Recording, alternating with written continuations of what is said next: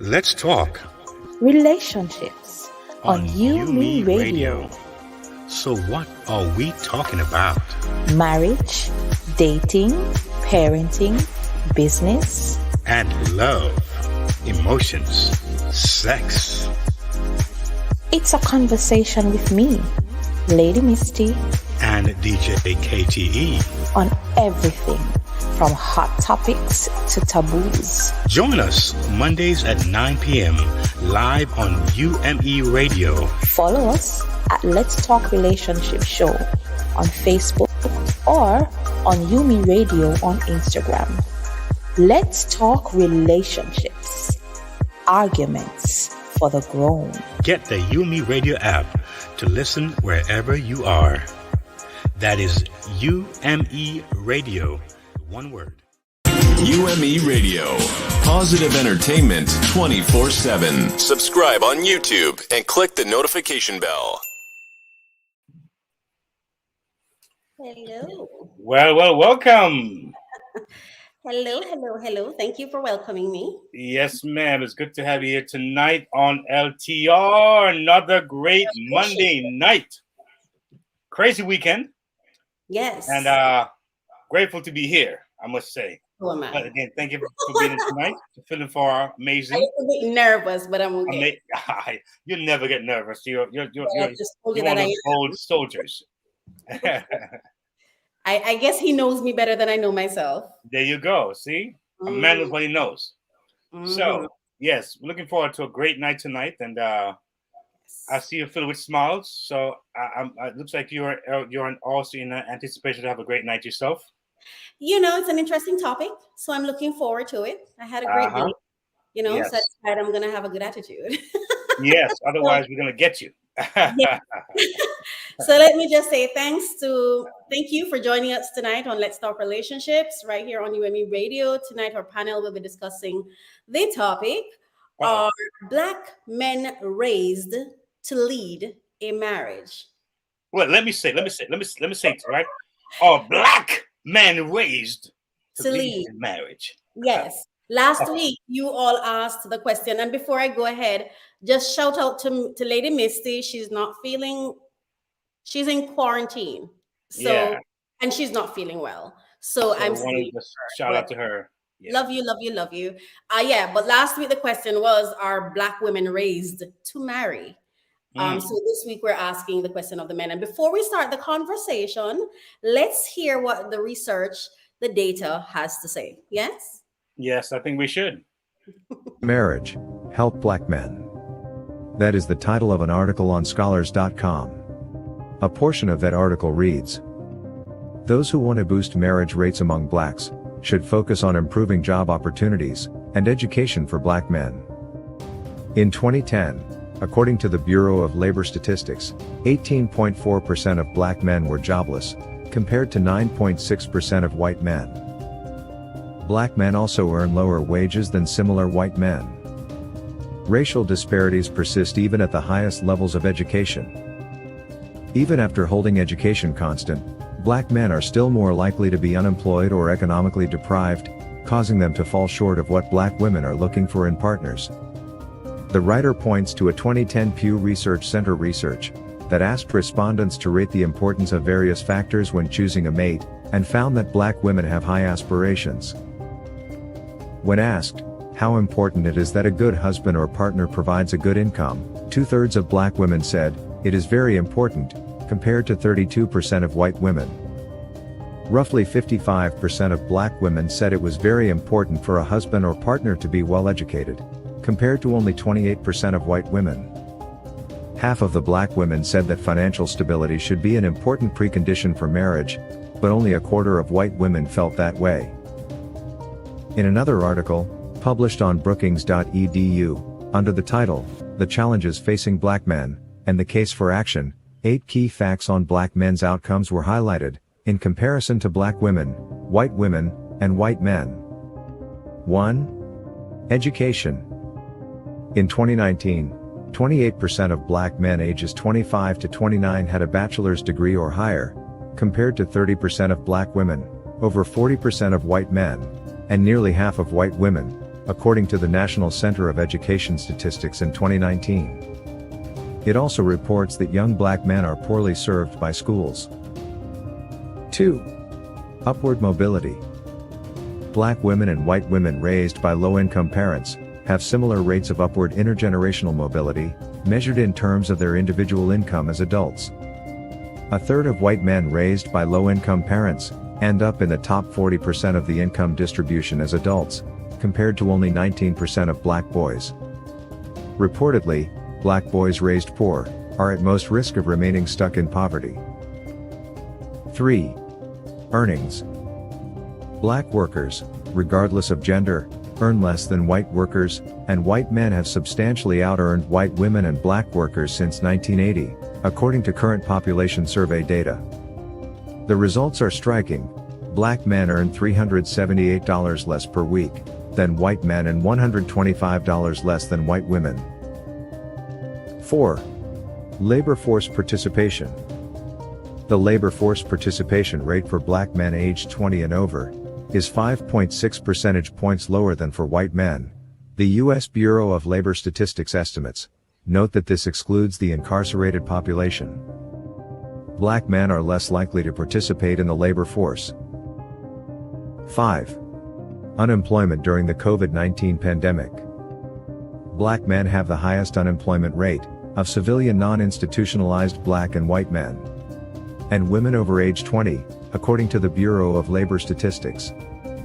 There was a large race gap in unemployment, independent of gender, even before COVID-19 swept the U.S. Black men are twice as likely to be unemployed as white men. 6. Life expectancy. Women live longer than men, on average, but there are big race gaps, too. Life expectancy is lowest for black men, among black and white people, according to the CDC National Center for Health Statistics. Black men die 4 years earlier than white men. 7. COVID-19 death. Black men have been the most likely among black and white Americans to die of COVID-19, at a rate 2.4 times than that of white men, according to CDC data through July 2020. Data showed that 80 of 100,000 black men in the U.S. had died of COVID-19 by July 4, 2020. Black men are more likely to die from COVID-19. And 8. Criminal justice. Black men face a much higher chance of being incarcerated, according to Bureau of Justice data. The data shows the proportion of state and federal prisoners of each race and gender, compared to the share of the U.S. adult population. Black men are overrepresented among prisoners by a factor of 5. Black men make up the largest share of prisoners. Oh, wow. Wow. Well, those numbers are quite startling. Yeah. And not very, I would say, it's not very comforting or enlightening. It's quite disturbing, you know? It certainly is food for thought. I just want to note that it's important that for you at home listening or wherever you are listening, that you know that it is not our intention to offer our opinions or advice on how you should live your personal life or how your personal relationships should be. Do your own research, be a free thinker, and make sure you are doing well in your own life as well. And know that we wish you nothing but love and happiness. And you're correct, Keith. These statistics clearly identify the need for increased knowledge, I believe, education, and transformative conversations, not just a talk. You know, we don't want to talk about this just to be heard. And we want to engage for change. Yeah. We want to hear from you watching and listening as much as we want to share with you. So please use the comment section to participate. While we may not be able to address all the comments in this one show, we do look back on the comments and we consider them for future shows. So, we want you to know that we consider you a key part in what we are doing. Empowerment is what we're about, right? Yes. Let me tell you who I am. Here talking to you. Like I said before, I'm sitting in for Lady Misty tonight. My name is Coach Raquel, and I'm a certified coach and entrepreneur. As a coach, I enjoy helping people who want to change their lives, people who are seeking transformation, people who want to achieve success in any area of life or of their lives. And I do this by helping persons to recognize and appreciate and value breakdowns, and so they can leverage it and obliterate obstacles to achieve breakthroughs. And I'm here, of course, with DJ KTE. Yes. On the mic, yes. But yes, folks, that's awesome, and thank you, Coach.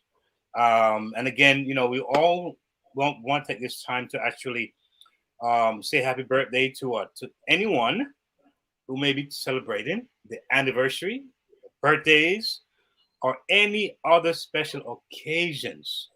All right, it's important to celebrate ourselves and the people we love. So we do take time on our station to really acknowledge those and highlight those who might be celebrating those special moments. As we head for the February, we call it Love Month, the Valentine's thing going on there. Is that what you call it? Just in time to let you know. So I'm not even. It's just another month. Just to let you know when February comes, just behave yourself. Okay, just remember to behave yourself and be nice. I hear you. Well, I see a comment here. Entrepreneurs Aloud said oppression of the Black man is systemic, it would seem. Wow. Well, thank you for your comments, and I like that you're being cerebral about it, that you're actually thinking. Yeah. Before we get into that discussion, I know it's gonna be exciting. Yes. It is January the 31st, folks. Time is flying, and in 2022, and it's now approximately 9/11. Interesting number, right? 9/11. That's interesting. Anyway. God, why am I laughing? And I hope you stay until the end of the show, because right after this is a very steaming Giselle St. James with Bible, cufflinks, and stilettos. I'm looking forward to that. And that's another book by itself. For those who don't mind staying up a little late, a little later, you can get. I say stay and watch the entire show, because that show. Well, I've been watching because I learned so much from it. But it's informative. It is. Yeah, it is very informative, and because it is steamy. Yeah. Doesn't mean it doesn't have great value, because I think, and just from my own opinion, I think sometimes the sexuality becomes so tabooed and sensationalized that when we approach topics on it, we may not take it as seriously as we ought to. True. You know what I mean? So I definitely concur with that. Yeah. I really like the way she presents it and the discussion she has around it. Well, you guys can stay up to hear about it. It's educational. It's informative. Yeah, I think it's good. It brings a nice. And it's necessary, I believe. Yes. Indeed. So joining the panel tonight, we have Mr. Richard Smith. He's a temple builder, and we'll ask him, invite him to tell us a little bit more about himself and what he does, and where you can find him if you need a temple built. Yeah. Yes, there you go. And we also have with us someone from one of our crew members, someone from UMERADIO, and that is DeAndre Burrell. And he is a former NFL pro. He's also, like I said, he's a talk show host here on UMERADIO, and his show is called Get Fit. You should check it out. Yes. So I'm hearing. That's great. Okay. Mr. Smith, is that you? Good evening. Good evening. Is the echo coming from my end? I am not sure. I think so. Do you have a headset, earphone? Yes, actually, let me go retrieve one and I'll be right back. My apologies. There you go, Thank Doctor. you so much. Yes, thank you. Okay, wonderful. So we're waiting for DeAndre to join us. He's not yet in, but yeah. So we'll be joined by those two men, and I'm going to be the only lady here. So But I think that because represents the ladies. there you go, right? So the ladies have representation tonight, all right? Yes. And we men will be gentle, okay? We won't be a big bad bear. We'll break it down real good. So ladies, don't be scared. We'll be nice tonight, okay? We bring out the flowers and we bring out the wine and we make it, cozy. It's all good. All good. Yeah. But You what do know, you think for the topic though, as we wait for them to come on? Like, what are some of the as a black man yourself, yeah. do you feel as though you were raised with an intention to lead a family, to lead a marriage, to lead a partnership? Do you feel like that was cultivated within you with intention? Intention, I wouldn't say directly, more visual than intention. As in you watched it, as in there was a leader in your life and you watched it, as opposed to you being developed in that way? Exactly. Okay. So, I mean, it was impacting still. It was impacting. But I'm not saying, I'm just asking, Yeah. because the question is, let me just show the topic of the night. So I'm just going based on the topic for the night. Yeah. Are black men raised to lead a marriage? Because leadership is not just something that you watch and catch. But also I can that, but it doesn't mean that isn't important too. Right. But the question is, do you think there's intention in it? There is a deliberate effort to ensure that this young man is being raised to marry and to lead in that marriage. And of course, we're talking remember, this conversation is based on the last conversation we had where the guy was saying, it would appear to him like black women were not raised for marriage, which the statistics disproved, right? Right. So with that in mind, go ahead. But I think that in terms of the intention, I think that as I look back into my own life, right, the intentions were there in a way, but it was in how that framework was, like what a man does. Like we cut the grass, we water we give the cow water, we feed the animals, we go to the farm, we work and bring home the bacon. It was that kind of intention. By the way, welcome, Mr. DeAndre Burrell. Thank you. How are you doing? Yes, I'm here. I'm here. I'm just finishing up some work and finding this spot to have this great conversation. Yes. So we can see your face. We can see your face, sir. And I'm gonna let you know that when I saw the image came up and on the muscle was popping out, I'm like, I looked down and said, my goodness, I gotta get rid of this stomach, man. I gotta get rid of this. There's something right here. I gotta change my 22 projection here and set my next 6 months. I want some 6-packs, all right? So you just got me started, DeAndre. So it's your fault. So now I'm gonna pathway now to make it happen. All right, thank you, sir.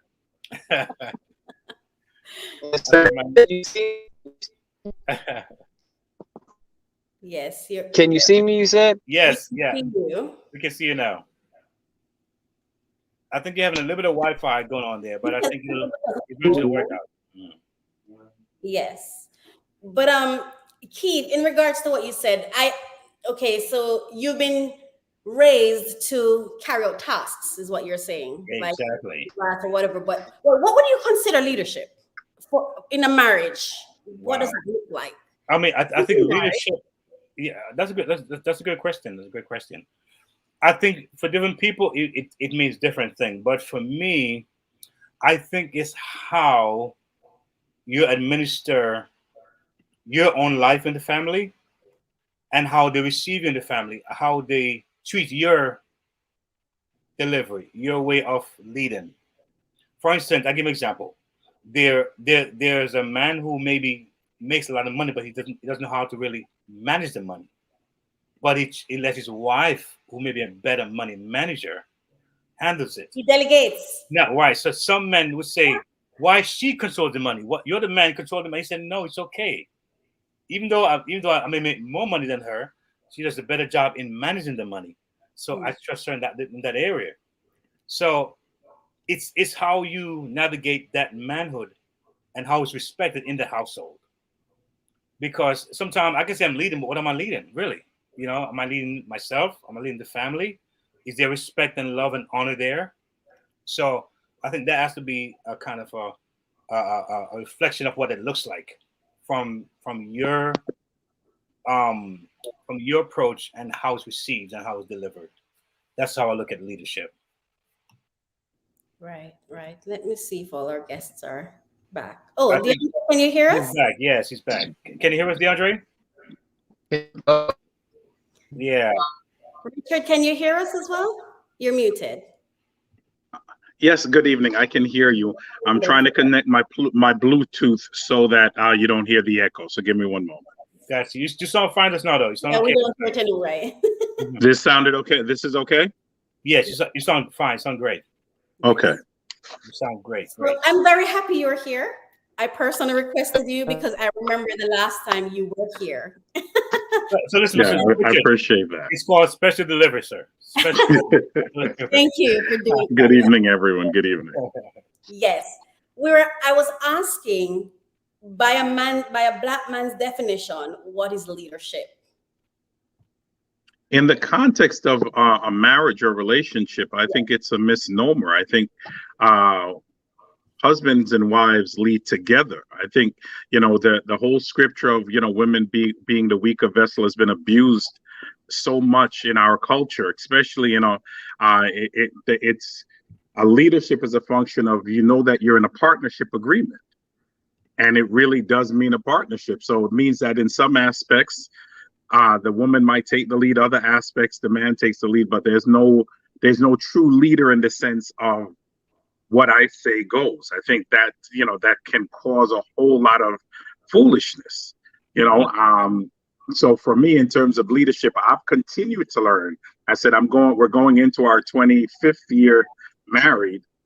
Thank God. This year is 24. We've got 3 sons. And by way of introduction, good evening, everyone. My name is Richard A. Smith. I am the founder and president I'm sorry.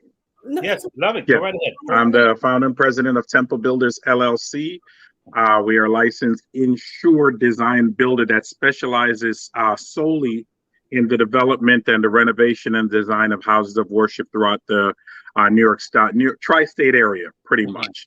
And all we do is we design and build churches, houses of worship in terms of design, modernization, construction management, project management, and also some development, but all in a very specific niche that God told me to focus on years ago. So that's what we do. I'm a member of one of the leaders at a wonderful church in the Bronx, Christ Life Christian Center. I've been married for 24 years and 3 months.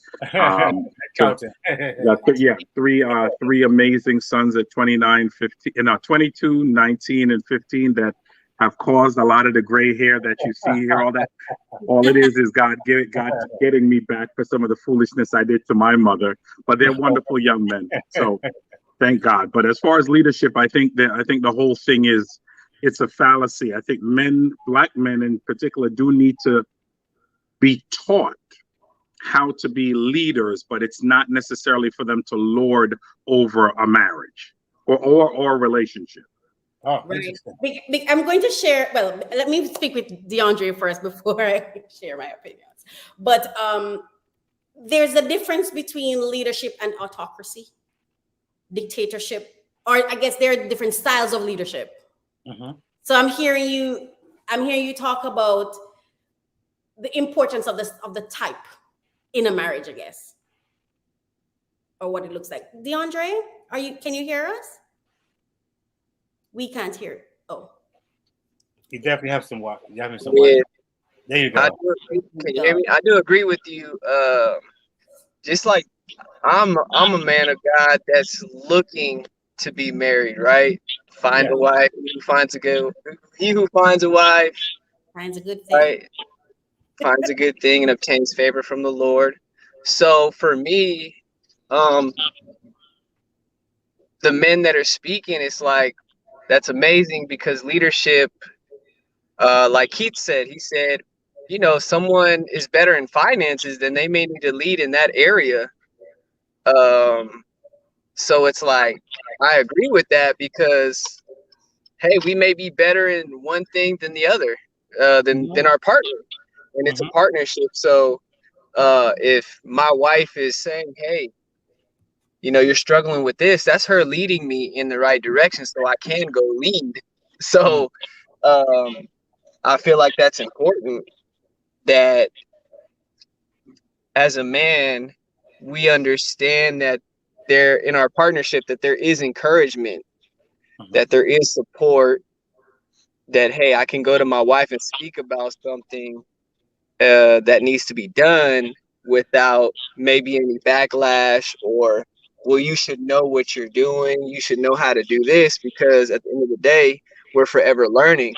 It's something that I may not know, she may know, and now I'm learning from that person. And that's just how I feel about that. Like we're forever learning, and in a partnership relationship, I'm pretty sure those of you that are married, you're learning from your partner every day. You don't know them fully. So I just feel like it's important that the encouragement and support is there. And I may be leading, but at some point, you know, maybe my wife may be leading in an area that I'm lacking in, but she's showing me and teaching me as well. So I feel like it just goes both ways. Interesting. Leadership as a man is something I feel like we're lacking in African American neighborhoods or community, and just being that light and mentor, and understanding that hey, as a man, we're not perfect. And I think personally, from my experience, that I know that as a man, we like to be strong because that's what we do, right? We're strong. We don't show emotion. We are like powerful. No, we can't show any type of tears or anything. But at the end of the day, we have feelings too. And, you know, God is the strength of my life. So it may be too much for me. Those burdens and those things may be too much for me. So God is the strength of my life. So if I'm leading you in Christ, then I'm doing my job. You know what I mean? And that's the thing in the partnership, relationship, and marriage. It's like, is the Lord over your marriage? Are you putting God over your house? And I think that's the most important thing. And as a partner, we need to have that understanding. Hey, we're both serving Jesus Christ, and we need to operate in love. And I don't know where I'm going with that, but I feel like the Lord is telling me, hey, that's where it needs to be. We need to operate in love with each other. And leadership is also doing things that you may not want to do. It just needs to get done. And that's just in life, you know, whether it's a goal or a dream or homework or leading a prayer group. Sometimes it may get tough, but it's for the betterment of the people that need it. And it pushes us to go further, and it helps build other leaders or people that are wanting to lead. So we must understand that if Coach Raquel is leading, again, like I said, she may be better in what she's doing than I am, but I'm learning from her so I can become a better leader in that area. So as I hear you share, and I hear a little from Richard, are we confusing head and leader? Do you think we confuse it sometimes with the head of the household and the leader? It seemed that way to me as I look at that.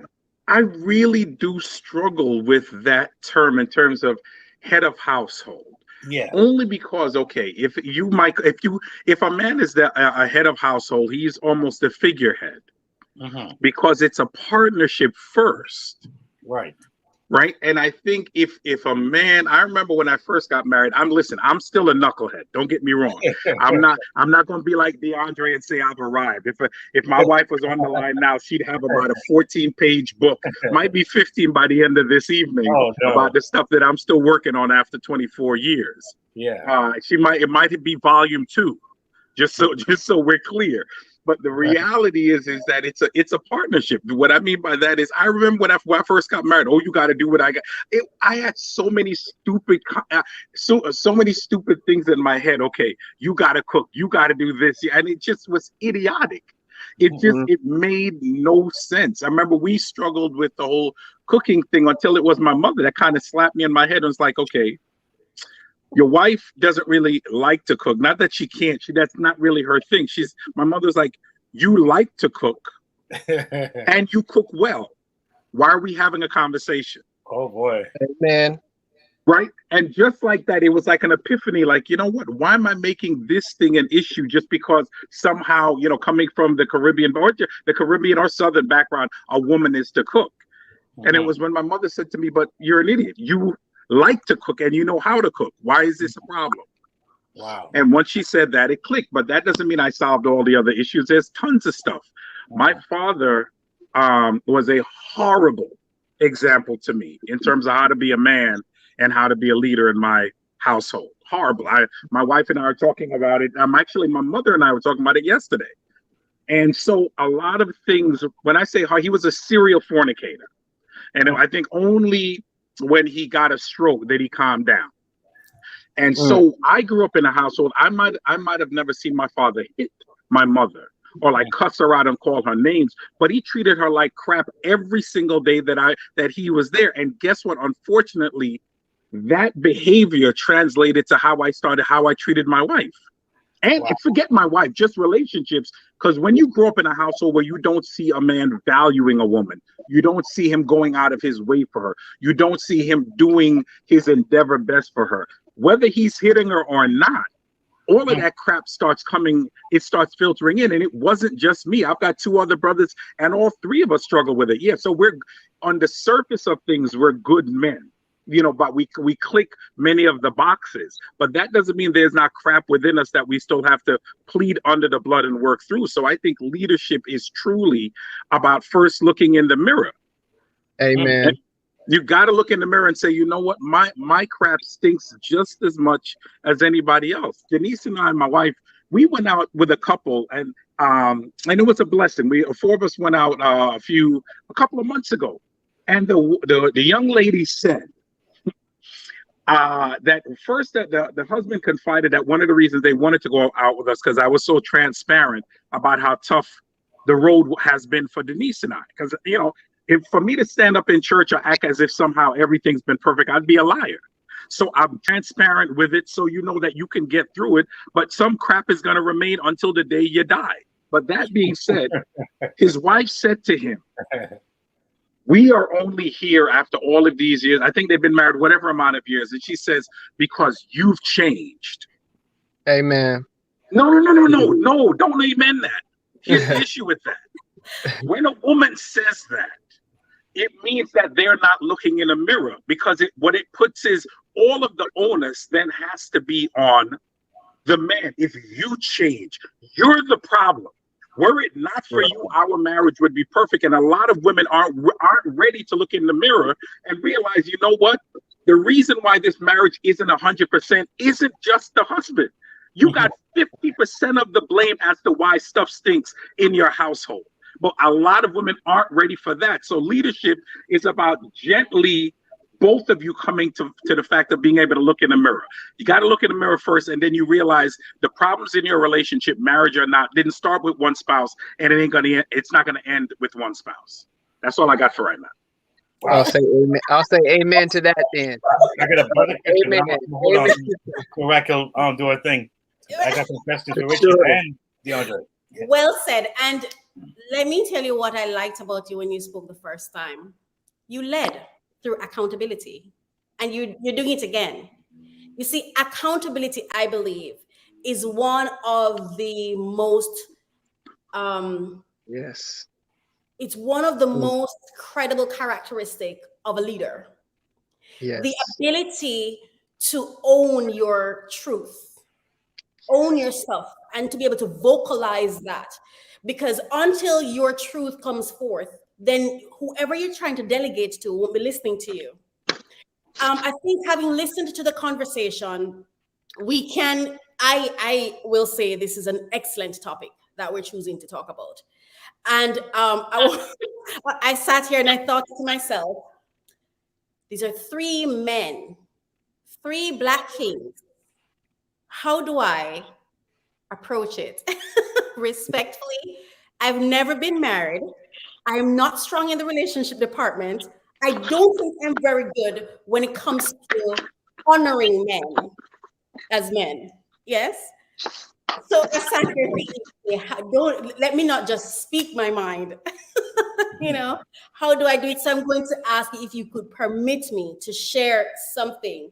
I have a course that is called Learning Personal Branding for Ministry.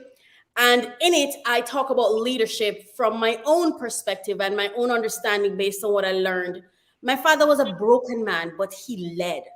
And he led, and maybe that's the reason when you speak like that, it comes out for me, because both my parents, my mother, I was told, left when I was 1, and I later met her, but she was never really in my life. She didn't really take any accountability until it came to the end. Love her anyway.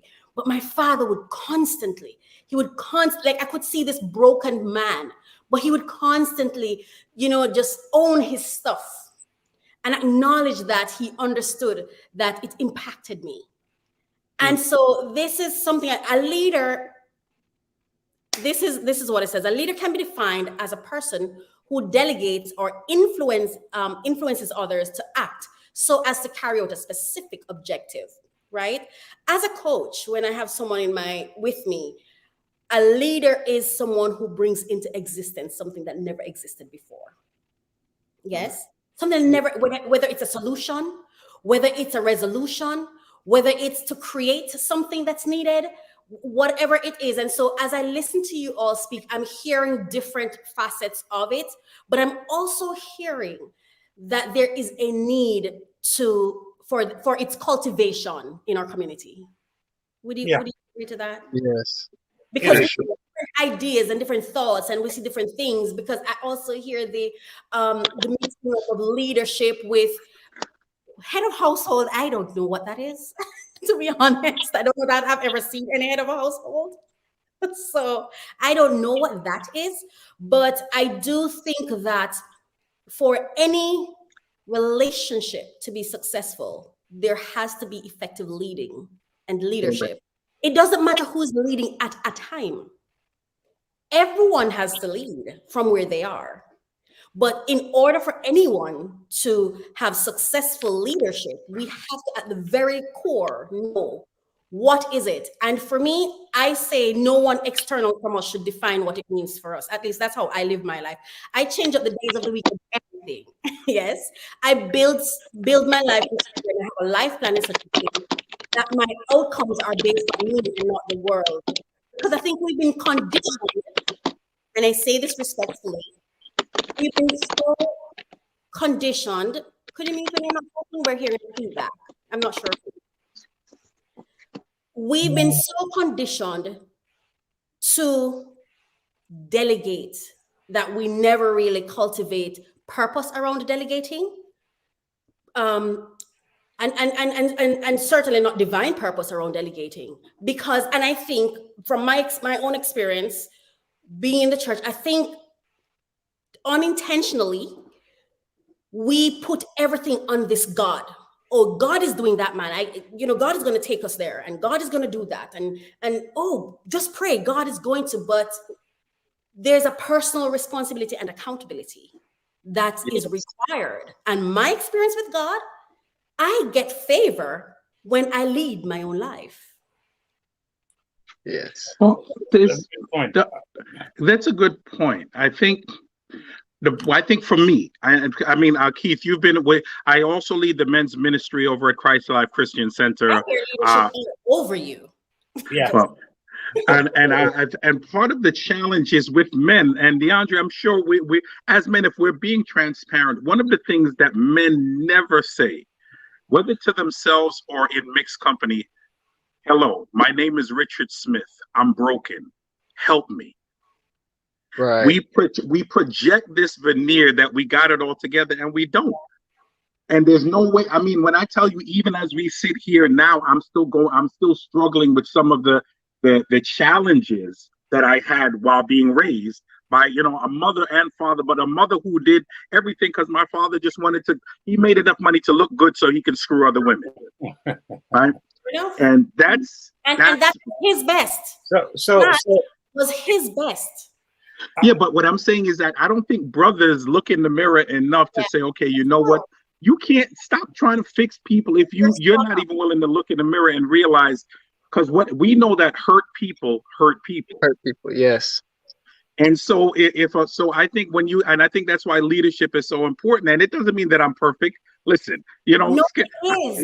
but if a brother, like when we meet for men's ministry, we talk about stuff from infidelity to pornography to there's nothing that we don't touch in church.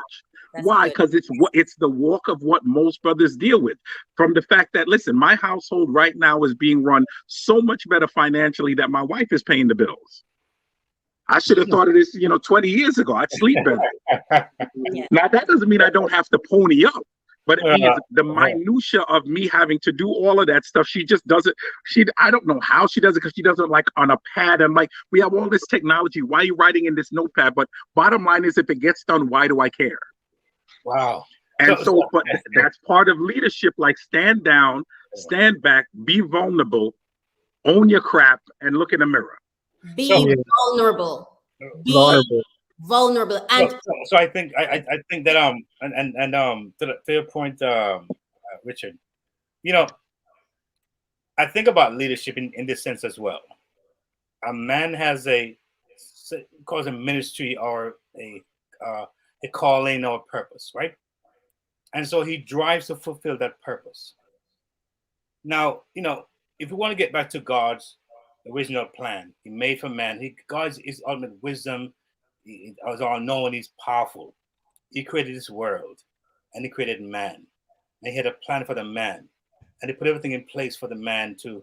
And when I say man, I mean both male and female. I'm not offended. To exist and do well, and yet still he has a master plan with a master idea.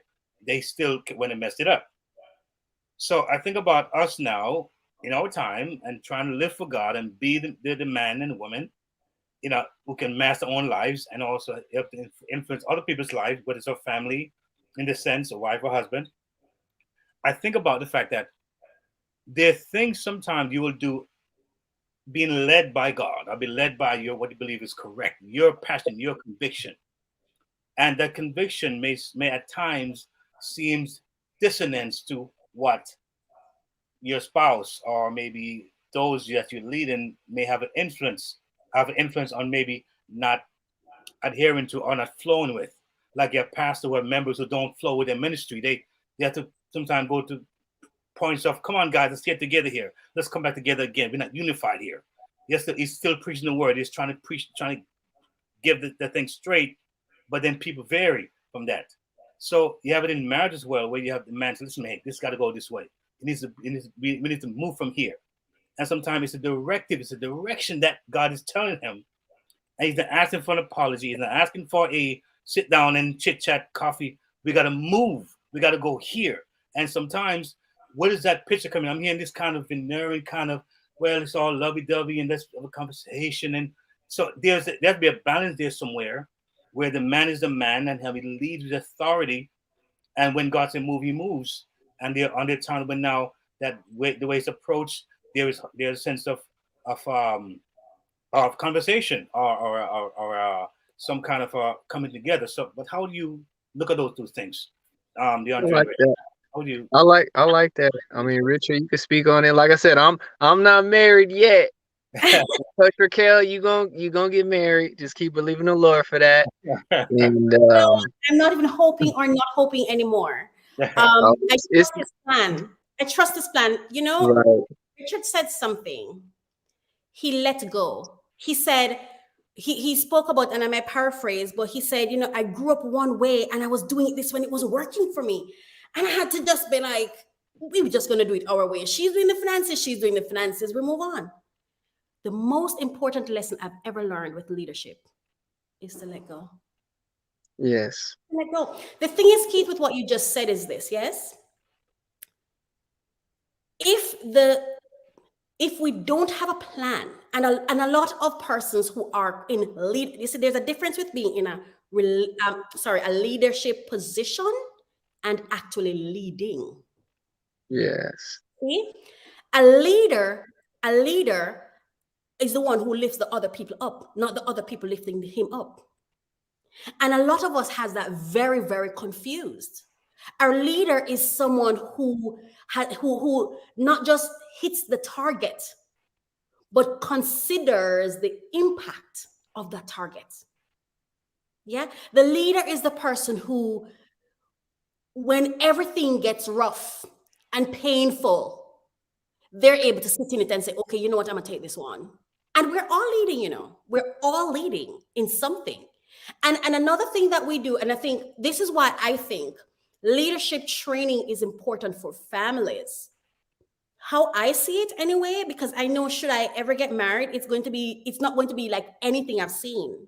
Yes, it's going to be like a business. Because that's Lord. Yes, like if what? Like a business. In that, explain. There has to be a plan. There has to be a strategy. We're going to sit down and decide, what are you good at? What am I good at? And you know, the most important thing that I think is missing in all our leadership today, we don't know how to appreciate and value breakdowns. We see breakdowns as a problem. We say it here today. Oh, I made a mistake. Oh, I failed. Oh, I did that. Well, this is what I ask, because I've had to ask myself this. I've had thoughts that I didn't intentionally think. And I had to say to God one day, like, what was that? That was not me. I didn't think that. It came to my mind, but that was not me. And it took me a while to learn that it wasn't just me. There really is a God who's not mystical. He's right here with me. Right here. I mean, physically very present. Yes, but I was brought up thinking, oh, he's somewhere. You know, he was with Adam. So when things go wrong, I used to blame other things. I don't do that anymore, because I realized that I don't believe in good or bad anymore. I don't believe in right or wrong anymore. I believe in what is divine purpose and what isn't divine purpose. Yes? This is my question. God is the creator of all of us and all of what we do. Why is it that we do not also go back to him with the failures, the brokenness, the quote unquote sin? Then, like, why would we not go back to him to say, God, like this right here, when this sin happened, was there purpose for it? Do you understand what I'm saying? Like, for me, God told me my greatness is in my brokenness. And that's when I started embracing, because it wasn't really brokenness. It was brokenness according to how the world defined it. Right? So why wouldn't we go back to him to learn or to figure out what this brokenness in me is, as opposed to just shutting down? I mean, interesting enough.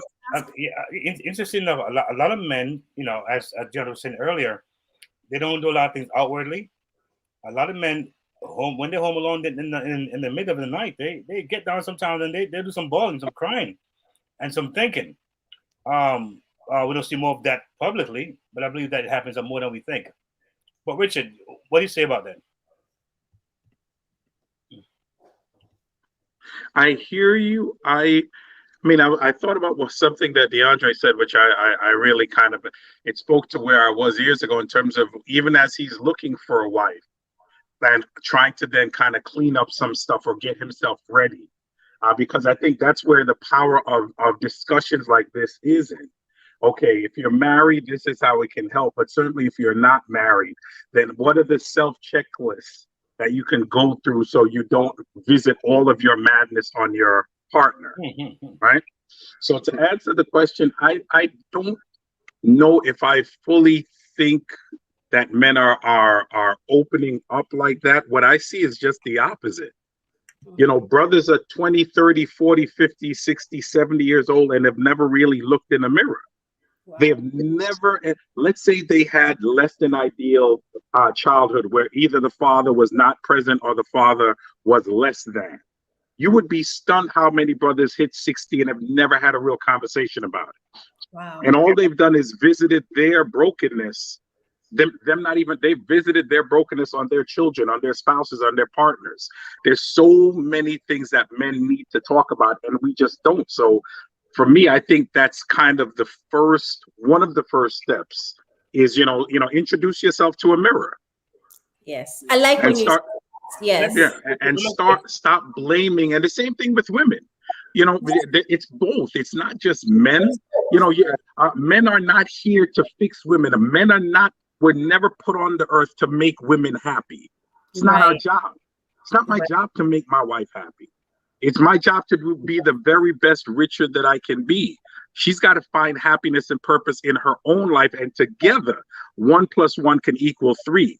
But if she's unhappy, I tell you this, I've said this once to brothers, listen, if your wife is miserable, she's only using you as a scapegoat.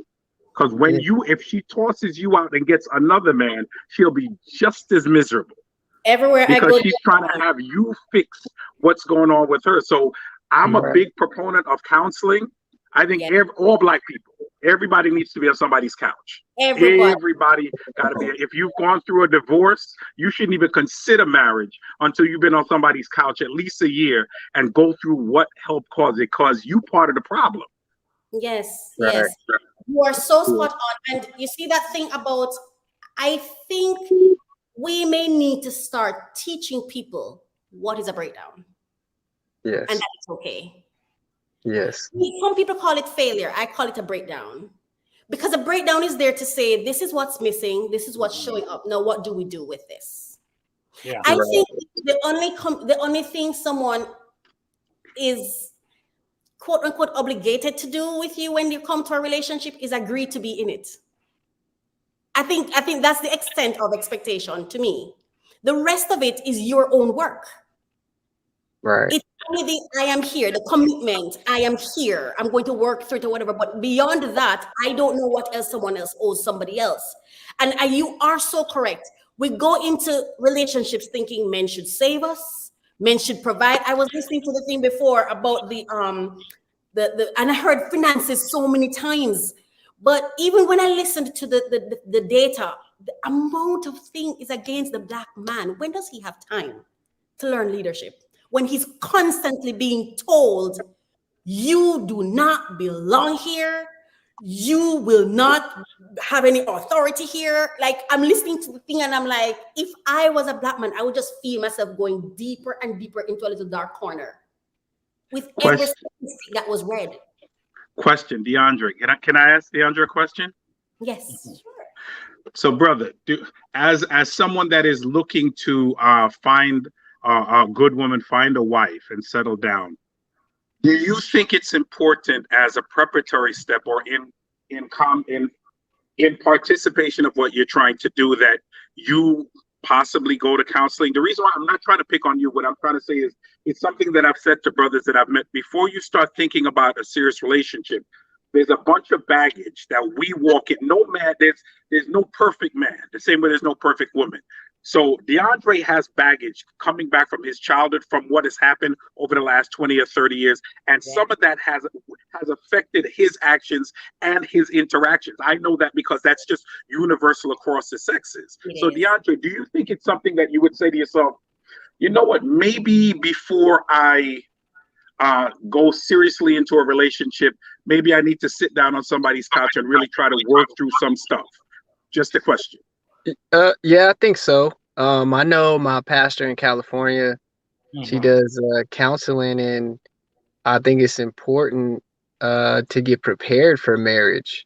right? Because if I'm not taking the necessary steps and I'm thinking, hey, my name's DeAndre Burrell, I got it figured out. No, because I need the wisdom and knowledge going into this and be able to have counseling with someone that has been through it, that's having a successful marriage, that's putting God before their life and over their marriage, and listening, and also me expressing things that I've gone through, or maybe things that I've seen in different marriages, you know, through friends or my own parents, and not having that expectation like this is how it's supposed to be. And I think that's the thing. I know Coach Raquel said it, but that expectation, that's where things become a problem.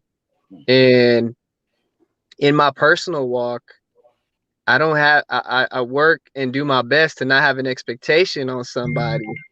The accountability part is important for leadership and leading, but also if someone doesn't know, this is why what you're asking me is important too, that we're being taught, teaching it.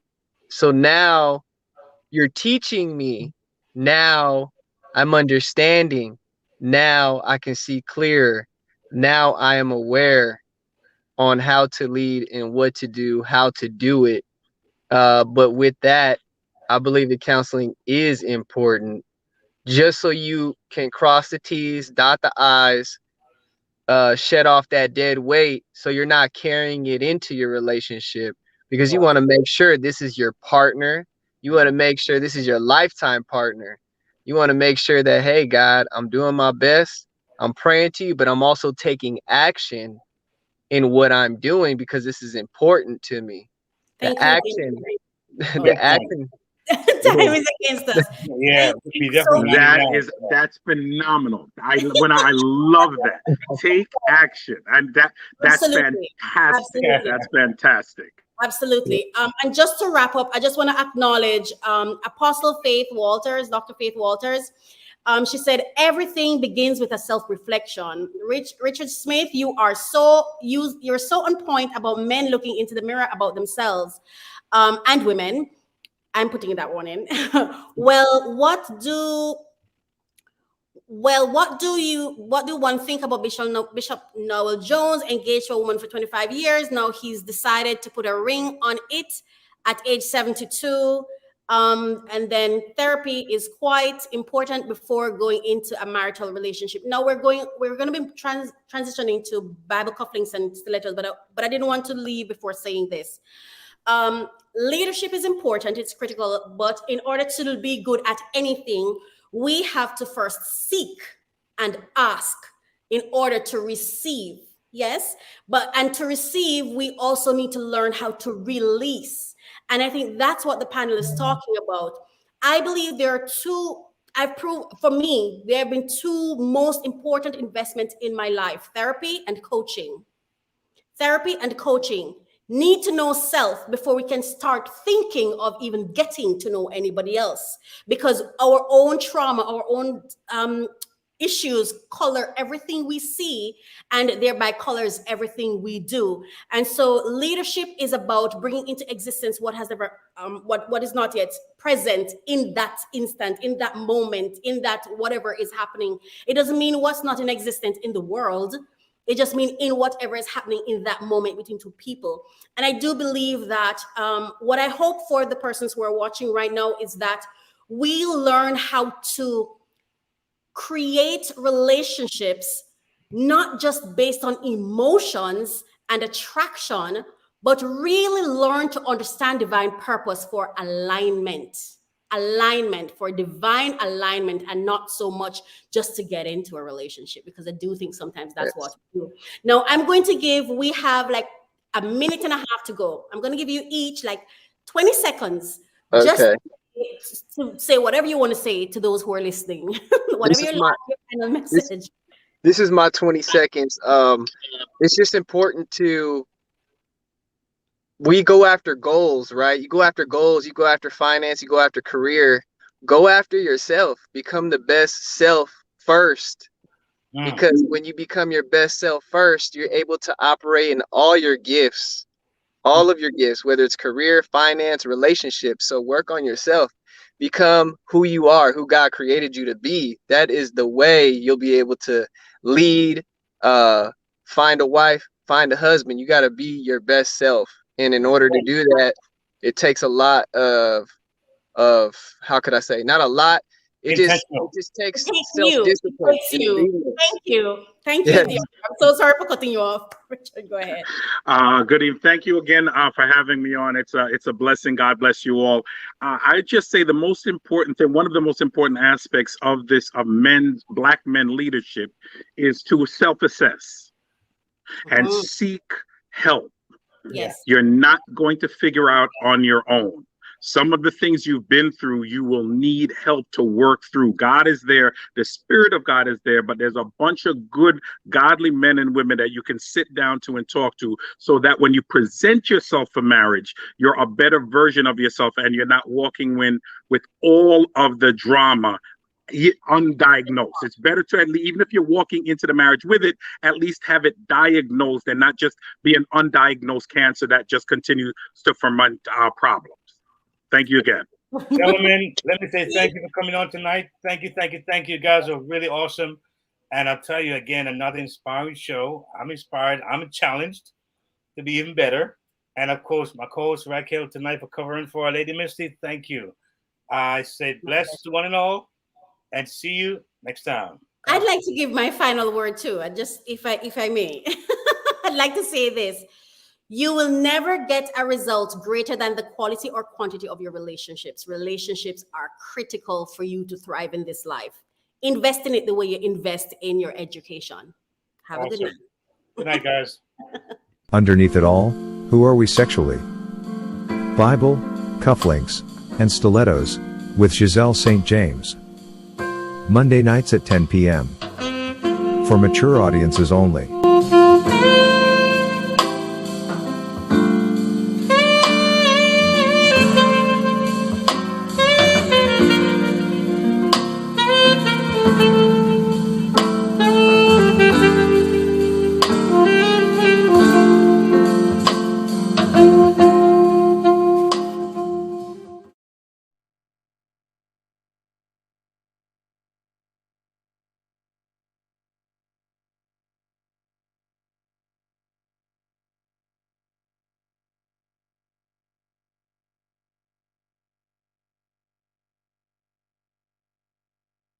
We cannot hear you. Hi, everyone. I just realized that I was muted. Welcome to Bible Cufflinks and Stilettos, everybody. Welcome, welcome. I hope you've been well since the last time we saw each other. As for me, I have been so excited to be here with you tonight, and I really rushed over as the clock struck 4. I rushed over because I really wanted to be here with you tonight. So if you know me, you know that 4 o'clock on work is not me. I'm normally way into the night for me when it comes to work. But when it comes to Mondays, I'm out of here by 4. 4 because on Mondays I have to be with my BCS peeps. So what up, everybody? What up? As you know, I am Giselle St. James, author, counselor with experience as a social worker. I write romance novels. And while I'm here, I try to talk up a steam while I'm here on this show. And this is all in hopes of empowering couples who want to have successful marriages. Now, you and I both know that it requires more than just sex in order to have a great marriage, don't it? Yes, we know that. But research shows, ladies and gentlemen, you guys out there, that a failed sex life often leaves persons living in torment, and these broken relationships often leads to divorce. Now, if you don't want that to be your fate, Join me live on Mondays at 10 p.m. and you may be lucky to get your questions answered. And you know what? If you need support beyond this show, you may check out our family empowerment program at familyalltheway.com. And also, you may email us at info@familyalltheway.com or family@umeradio.com. Tonight, ladies and gentlemen, we'll continue to explore the topic, are we raised to value sex? So come on, man, let's reason together. Join in on the conversation. And if you find this information useful, I want you to continue to share this video, comment, like, subscribe. Oh, and don't forget to make sure that you click that notification bell so that you'll always be reminded of when we go live. So as you know, before we get into our show tonight, we like to do our little self-check exercise. So out loud or in your head, I want you to say this with me. I am relaxed. I am open to what this segment tonight will teach me about myself. I am excited to share this information with my partner. I am ready to put into practice what I have been empowered to do. I am going to ask questions, share my experiences, anything that will enhance this session. And so, Lord, we commit tonight to you in a very powerful way. We ask that you continue to give us insight into those things that will help to improve the relations between a man and his woman. Lord, we are so happy that you made us such sexual beings, and I'm happy that we are owning that side of us in order to help to enhance what you have put together. Thank you for what we'll discuss tonight. And I thank you for those persons who will go home or while they're at home will practice what they've been empowered to do. We are committing these relationships to you in a mighty way. Thank you for what you will do. In Jesus' name. Now, ladies and gentlemen, our guest tonight is Robert Anthony. Robert is a multi-talented poet, a motivational speaker, spiritual leader, author, and youth leader. He is transparent and seeks to be transformational in how he interacts with others. Hailing from humble beginnings, he keeps his feet firmly grounded in pragmatic theology and radical Christianity. Welcome to Bible Cufflinks and Stilettos, Roberts. Welcome. Thank you, ma'am. I am so happy to have you here. Boy, a long time we know each other, don't you, Robert? We're coming from far. Yes, we're coming from far. We're coming from far. So Robert, we have been talking about this topic since last week. Are we taught to value sex? And I just wanted to share something because we want to get a little deeper this week. So according to Grossman, Jenkins, and Richer in 2018 in their article, Parents' Perspective on Family Sexuality Communication from Middle School to High School in the International Journal of Environmental Research and Public Health, they say, parents' conversations with teens about sex and relationships can play a critical role in improving teenage reproductive health by reducing teens' risky sexual behavior. So, Robert, talk to me, talk to the viewers. Do you think as a people we place any worth on sex and physical intimacy? All right. So, as I thought about this, there are two perspectives that we can come from to speak about, if you want to call it the devaluing of sex. All right. And I can get a little bit nerdy first. So some people reject it. Some people reject it in terms of what they call PSTS, post-slave traumatic syndrome. Ooh. And I know, yes, we're back on slavery, and persons are trying to say we are beyond that, but we're not really beyond that. What this is a multi-generational attachment to certain of the dehumanizing practices that we would have undergone as a people. Now, okay, you want to reject it. Why not try to treat the thing before you throw it out?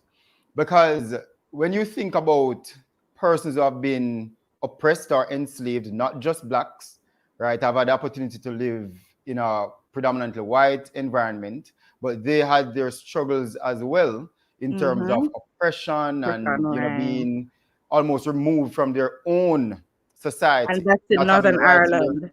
Not having rights in their own society. Now, because of what they went through in the 60s and 70s, I find similar practices, very, very similar practices in terms of substance abuse and sex among that far removed society from Jamaica and from the Caribbean, from South America, because Brazil has one of the largest Black or African population as well in the world outside of Africa. And you see the exact same kind of value system and the dismantling of their value system, and now people trying to get over this. So that's just linked to the Nerd Foundation, that there is that thing. When we think about how men were treated, for example, we are Jamaicans in Jamaica, but not just Jamaica, wherever African slaves were, the males were taught to be, kind of the village ram. So he goes around and he impregnates women. So one male having maybe 15 children on a plantation, because he's just a cattle, and his role as the sturdy, strong body kind of man is just to go out and impregnate women. So we see where this kind of promiscuity if not dealt with from that perspective, can infiltrate how the generation before affects the generation now, and then the generation coming, in terms of how sex is taught to people and how it is viewed. How it is viewed as well. In a contemporary setting, we look on how society treats sex. So one man says, show me who writes the song of a society or a nation, and I don't care who writes her laws. I think we undervalue the effect of music and songwriting on the psyche of our people. Here's what the Bible says. Here's what the Bible says. Speak to each other in psalms, a musical, rhetorical form, art form, literary form, hymns, again music, and spiritual songs. Speak to each other. In one place, it says encourage each other with these kind of format. We know the Saul story. Whenever we talk about music as a church, we can't escape the Saul and David scenario. The effect of music on the psyche and the mental processes of a human being cannot be undermined. No. Let's start in America first. Me and Mrs. Jones. Woo. Right? That's one of those popular songs. It's a very popular song, but this is a man talking about him and Mrs. And the wife. Jones. And somebody else's wife. Not his wife. Right. And we have all these side chick songs as well. Popular side chick songs which continue to not just tell the man that he can have multiple partners, but telling the young lady that she can settle to be a side chick. A side chick. And those are what is feeding our young people's minds now. And replacing the teaching that should have come, even from us as parents. Now those songs are replacing those sexual values and mores that we should have been teaching them. Straight up. And if we come to Jamaica, it's a whole different ball game. Right? One of the most controversial songs now, which is kind of dividing certain fractions of the dance hall, is a song by Shensia. Right? I don't know what the audience is, right? But that song is definitely showing the divide that is happening in our society, where valuing sex is concerned and devaluing sex is concerned. But that is the immoral side, right? I think the church as well has failed to inculcate proper values to prepare people for marital sex and the purity of marriage. Because we have spent so much time fighting against the worldview that's out there in society, the norms of society, and how society has idolized sex in a way that it has become immoral. Lascivious, yes. Yeah. So most of our talk about sex in the church is that sex should not be practiced in an immoral way. So we don't do it. 20, and sometimes we stop it at that. Don't do it. That's it. And that's that is it. We are only pushing the fight against sex as an immoral act. That is the only thing we are pushing. So if I've heard 20 sermons about sex, barring maybe the one I've heard from Carla Dunbar, everything else I've heard is fighting against fornication. Against fornication, yes. True. Let me show you how this affects individuals in marriage. I was in the States and the church, we were for a youth conference, but I was sitting in the adult education class, right? And the pastor was talking about communion and, you know, how a person should prepare themselves for communion and that kind of thing. And one lady, a married woman in the congregation, said the Sunday of communion and the Saturday night before the Sunday of communion, she would not engage in sex because she would feel, a married woman, she would not engage in sex with her husband because she would feel dirty to take communion. And I believe, again, this is just how the church has constantly been fighting against sex from a moral perspective. That people are coming into marriages and we have messed sex, even within the Christian, the church. So we have secularism, which has muddied the water and kind of, you know, dirty up sex. And we have religiosity, which has also dealt with sex from a negative perspective. Yes. So I always use this one. We hear about becoming one, and you know, if you have sex outside of marriage, you're merging your spirit and your soul with someone else. And one flesh. But the one flesh union is, I have never ever, and I have a book to write, but I can't write it yet. But I've never ever heard, never in my life heard, and I've been to many church meetings, right? I've been preaching from I was 16 or 17, somewhere there.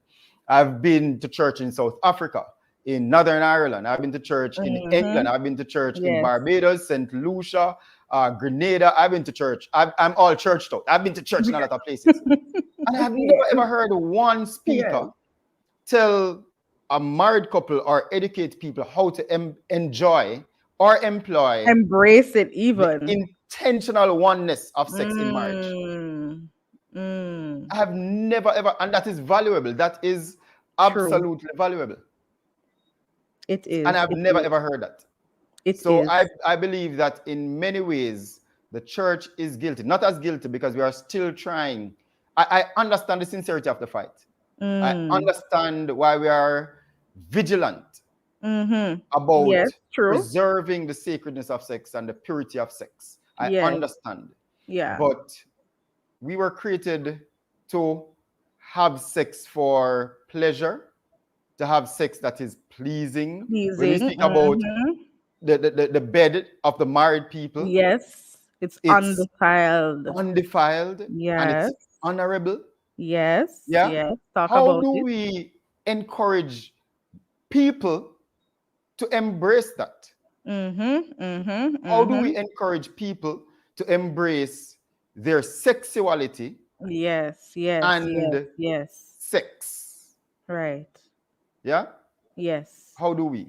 And that's so important. It is. That's important. And that's one of my questions that I want to ask you. How do we start to have a conversation surrounding sex and physical intimacy? How do we start as a people to have that conversation? We first, I'm a Genesis 1 and 2 baby. Like, my theology stems a lot from Genesis 1 and 2. And my anthropological views as well comes from that. So, in the beginning, God created man. The Hebrew word used there is the word Adam, which speaks about man as a creational being reflecting his creator. Yes? That's why it is as Adam that he was given the creative task to name the animals. Then the Bible says that God created now Zakar and Nekiva or Nekiba, depending on which Hebrew text to take up. Yes. So man as Adam is creational in the image of God, reflecting his creator. The next thing that God said about the human race, after he now makes that gender distinction, is that man is penis and woman is vagina. Because the word zakar means phallic. The word nekiva or nekiva means to be pierced or intrusion, that which is hidden. Yes. So our identity as the next identity is sexual. It's sexual. Wow. And we have to, if we begin, again, Genesis 1 and 2 is crucial if we're going to understand kingdom living, dominion living on earth. Yeah? God didn't repent of what he did in Genesis 1:28. He didn't repent of that. Yes, he didn't repent of the intentions for creating man, which was to have dominion and replenish and all that kind of nice things.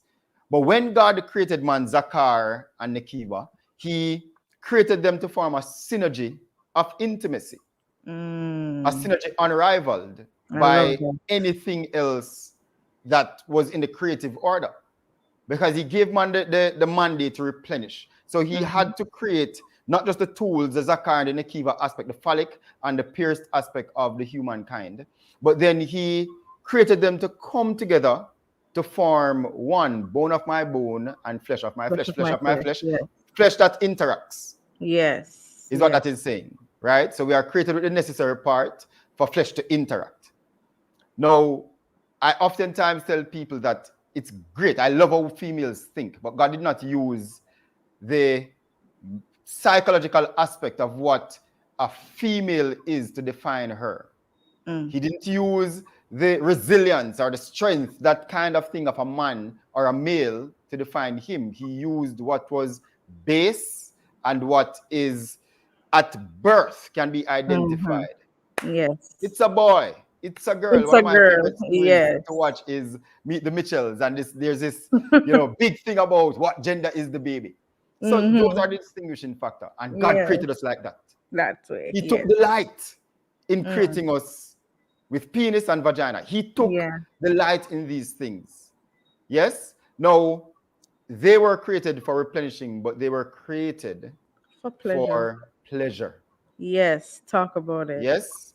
They were created for pleasure.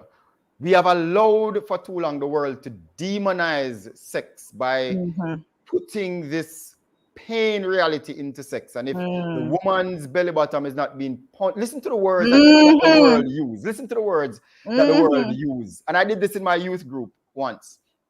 I gave the females a cartridge paper and told them to write on the cartridge paper what they would like the vagina to be called. Right? And then I told the men to write words on another sheet of cartridge paper of what the penis is called in popular or pop culture, in our culture. And I put both sheets of cartridge paper together, and the disparity was extremely staunch. So females came up with words like hidden treasure, golden apple, and all these wonderful, wonderful words that they would like the Nekiba to be referred to as. Yes.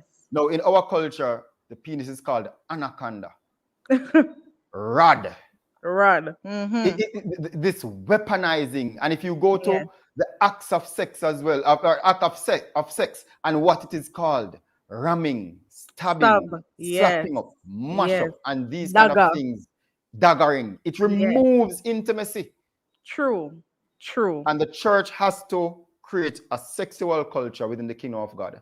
Oh, that my goodness. reintegrates intimacy into the sexual life.